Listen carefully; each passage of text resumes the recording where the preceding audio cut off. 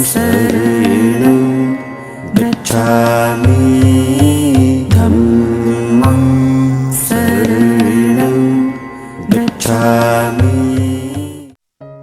नमस्कार दोस्तों, स्वागत है आप सभी का एक बार फिर से मेरे चैनल द बुद्धा ब्रेन में। आज का जो शीर्षक है वह है डाकू अंगुलीमाल की धम्म दीक्षा। तो वीडियो में अंत तक बने रहें और उससे पहले यदि आप हमारे चैनल पर नए हैं तो मेरे चैनल को सब्सक्राइब कर दें और यदि वीडियो पसंद आए तो इस वीडियो को लाइक और शेयर अवश्य करिएगा। तो आइए आपको आज की इस वीडियो से जोड़ते हैं। कौशल नरेश प्रसेनजीत के राज में अंगुलीमाल नाम का एक डाकू रहता था, जिसके हाथ सदा रक्त से रंगे रहते थे, जिसका काम ही था आदमियों को सदा जख्मी करते रहना और उनकी जान लेते रहना, और जिसके मन में किसी भी प्राणी के लिए कोई दया नहीं थी। उसके कारण जो पहले गांव थे वे अब गांव नहीं रहे थे, जो पहले नगर थे वे अब नगर नहीं रहे थे, जो पहले इलाके थे वे अब इलाके नहीं रहे थे। जिस किसी आदमी की भी वह हत्या करता था वह उसकी एक अंगुली काटकर अपनी माला में पिरो लेता था, इसीलिए उसका नाम अंगुलीमाल पड़ा। यह जो अंगुलीमाल नाम का डाकू था ये एक बहुत बड़ा हत्यारा था, जिसे लोग नरसंहार भी बोलते थे, क्योंकि यह लोगों को मारता था। मारने के बाद उनकी एक उंगली को काटकर उसकी माला पिरोकर अपने गले में धारण कर लेता था, इसीलिए इसका नाम अंगुलीमाल पड़ा।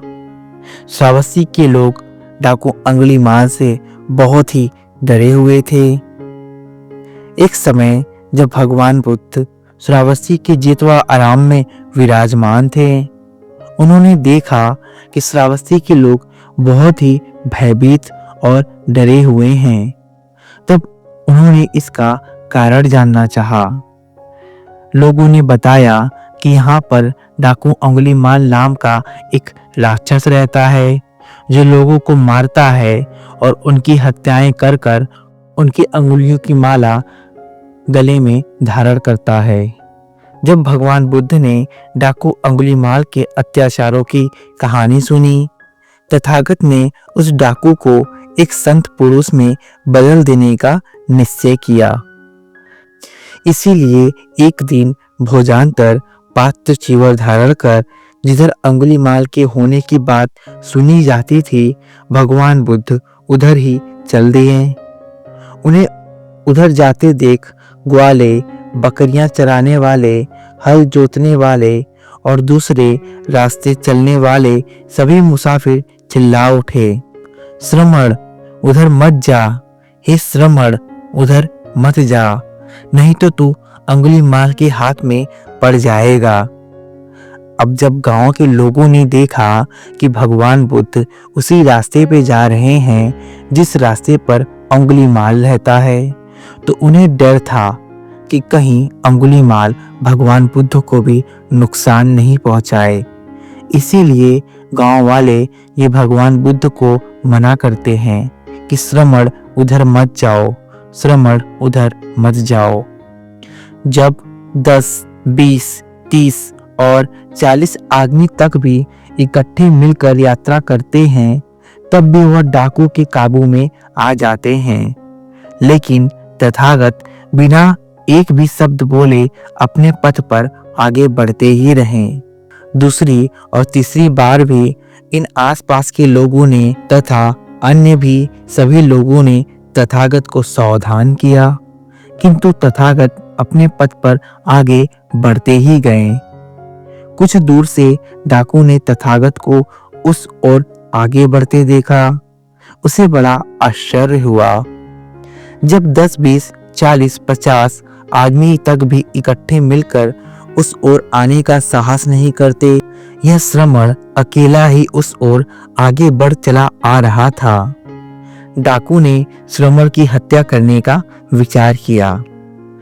अब जब भगवान बुद्ध को अंगुलीमाल ने आते हुए देखा, तो अंगुलीमाल को बड़ा आश्चर्य हुआ कि जब लोग 30, 40, 50 या समूह बनाकर भी आते हैं तब भी इस पथ पर आने से डरते हैं, क्योंकि उन्हें मेरा भय होता है। लेकिन यह कैसा संत है, यह कैसा सन्यासी है जो मेरे मार्ग पर चला आ रहा है और जिसे तनिक भी भय नहीं है। तब अंगुलीमाल ने भगवान बुद्ध की हत्या करने का विचार किया। उसने अपनी ढाल और अपनी तलवार ली, तीर और त्रिशूल संभाले और तथागत का पीछा किया। अब यह अंगुलीमाल तथागत की हत्या करने के लिए उनके पीछे पड़ा। तथागत अपनी स्वाभाविक गति से आगे बढ़े चले जा रहे थे, किंतु डाकू अपने पूरे जोर से उनका पीछा करने पर भी उनको पकड़ नहीं पा रहा था। डाकू ने सोचा, यह विचित्र बात है, यह अद्भुत बात है। अभी तक ऐसा था कि पूरी गति से भागे जाते हुए एक हाथी, एक घोड़े, एक गाड़ी और एक हिरण तक को मैं पा ले सकता था, और अब मैं पूरा जोर लगाकर भी स्वाभाविक गति से जाते हुए इस श्रवण को भी नहीं पकड़ पा रहा हूँ। तो वह रुक गया और उसने चिल्लाकर तथागत को कहा, श्रवण रोको। अब भगवान बुद्ध ये सामान्य गति से चल रहे थे, लेकिन डाकू अंगुलीमाल दौड़कर उनके पीछे भागा ताकि वह भगवान बुद्ध को पकड़ सके। लेकिन एक विचित्र घटना घटी। भगवान बुद्ध अपने स्वाभाविक रूप से चले जा रहे थे, लेकिन अंगुलीमाल दौड़कर भी उन्हें पकड़ नहीं पा रहा था। जब अंगुलीमाल ने यह देखा तो उसे बड़ा आश्चर्य हुआ। जब उसने देखा कि वह भगवान बुद्ध को पकड़ने में असमर्थ है, उसने तेज से आवाज लगाई, श्रवण रुक जाओ। तब भगवान बुद्ध ने अंगुलीमाल से कहा, मैं तो रुका ही हूं, तुम कब रुकोगे? जब डाकू अंगुलीमाल ने यह बात तथागत से सुनी तो वह बड़ा गंभीर हो गया। उसके बाद जब दोनों मिले, तथागत ने कहा, अंगुलीमाल, मैं तो रुका हूं, अब तू भी पाप कर्म करने से रुक। मैं इसलिए यहाँ तक आया हूं कि तू भी सत्य पथ का अनुगामी बन जाए। तेरे अंदर का कुशल अभी मरा नहीं है। यदि तू इसे केवल एक अवसर दे देगा तो यह तुम्हारी काया पलट देगा। भगवान बुद्ध अंगुलीमाल को कितनी बड़ी बात कहते हैं। तेरे अंदर का कुशल अभी मरा नहीं है। यदि तू इसे एक अवसर दे देगा तो यह तेरी काया को पलट देगा। अंगुलीमाल पर तथागत के वचना अमृत का प्रभाव पड़ा। अंगुलीमाल बोला, आखिर इस मुनि ने मुझे जीत ही लिया, और अब जब आपकी दिव्य वाणी मुझे हमेशा के लिए पाप विरत होने को कह रही है तो मैं इस अनुशासन को स्वीकार करने के लिए तैयार हूँ। भगवान बुद्ध ने अंगुलीमाल को धम्म दीक्षा दी। अंगुलीमाल ने अपने गले में से अंगुली की माला उतारकर दूर फेंक दी और तथागत के चरणों पर गिरकर धम्म की दीक्षा की याचना की। तब देवताओं और मनुष्य के शास्त्रा तथागत बोले, भिक्षुक आओ, भिक्षुक आओ। और अंगुलीमाल उसी समय से भगवान बुद्ध का शिष्य बन गया और भिक्षु संघ में सम्मिलित हो गया।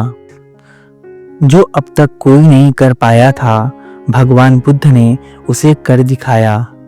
डाकू अंगुलीमाल ने 1000 नर हत्या करने का संकल्प लिया था। अंगुलीमाल ने 999 हत्याएं कर ली थी और उसका 1000वां हत्यारा भगवान बुद्ध थे। लेकिन जब डाकू अंगुलीमाल भगवान बुद्ध से मिला तो उसकी पूरी काया ही पलट गई। जो अब तक कोई नहीं कर पाया था वह भगवान बुद्ध ने कर दिखाया।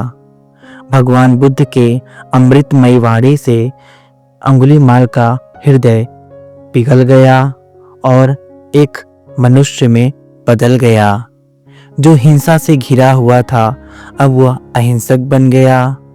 भगवान बुद्ध के संग में वह दीक्षित हो गया और अहिंसा के मार्ग पे चलने लगा।